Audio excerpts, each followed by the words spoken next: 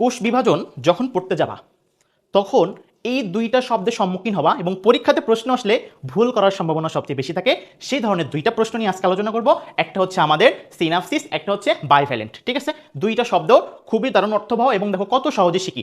মনে করবা বায়োলজি যত কঠিন মনে করো তার চেয়ে বেশি সহজে পড়া যায়। ঠিক আছে, তো দেখো কত টেকনিক্যালি আমরা পড়বো এবং সমাধানও করবো পরীক্ষাতে আসলে। ঠিক আছে, আজকে এই ক্লাসটা বা এই শব্দ দুইটা দেখার পরে আর জীবনে ভুল হবে না।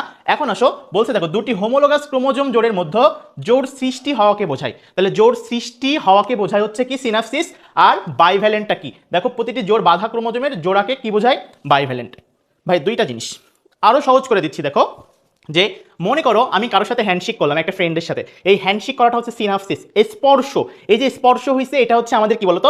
সিনাপসিস। আর এই যে আমার বন্ধুত্বটা হইলো, এই যে একটা জুটি বাঁধলো, ঠিক আছে, এই বন্ধুত্বটা অনেকদিন টিকে আছে বা জুটি বাঁধছে, এই জুটি বাঁধাটাই হচ্ছে আমাদের বাইভ্যালেন্ট। তাহলে স্পর্শ বা হ্যান্ডশেক করলাম আমাদের কি হলো? সিনাপসিস। আর এই যে জুটিটা বাঁধলো আমাদের একটা ফ্রেন্ডশিপ হয়ে গেল, এটা হচ্ছে আমাদের বাইভ্যালেন্ট। এখন আসো পরীক্ষাতে যদি কোশ্চেন আসে তাও কিন্তু আমরা আরো সহজে মুখস্থ না করে আমরা আরো সহজে অ্যান্সার করতে পারবা। এখন খেয়াল করো কিভাবে। দেখো সিনাপসিস, সিনাপসিসে কি আছে বলতো? দন্তস্বা আছে। আর এই লাইনগুলোর মধ্যে খুঁজবা হচ্ছে সৃষ্টি কি শব্দ দিয়ে? দন্তস্বা। তাহলে দেখো দন্তস্বা দিয়ে সিনাপসিস, দন্তস্বা দিয়ে সৃষ্টি, তাহলে সৃষ্টি শব্দ পাইলে অ্যান্সার দিবা সিনাপসিস। এখন আসো দেখো বাইভ্যালেন্টে ব আছে, আর দেখো বাধাই ব আছে। তাহলে যেইখানে ব সেইখানে বাধা, যেইখানে ব যেইখানে বাধা সেইটা বাইভ্যালেন্ট। তাহলে সৃষ্টি বললে সিনাপসিস, আর বাধা বললে বাইভ্যালেন্ট। অর্থাৎ দেখো বাইভ্যালেন্ট তৈরির প্রক্রিয়াটাই হচ্ছে সিনাপসিস। তাহলে বাইভ্যালেন্ট তৈরির প্রক্রিয়াটাই হচ্ছে কি আমাদের বলতো?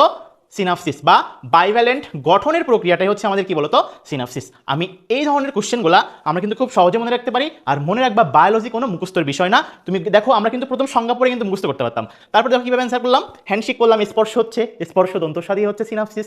ঠিক আছে, এখন আসো দেখো সিনাপসিসে দন্তস্বা, সিনাপসিসে সৃষ্টি, বাইভ্যালেন্টে বাধা, ব দিয়ে বাইভ্যালেন্ট অ্যান্সার। এভাবে কিন্তু আমরা বায়োলজি অতি সহজে আমরা কিন্তু পড়তে পারি।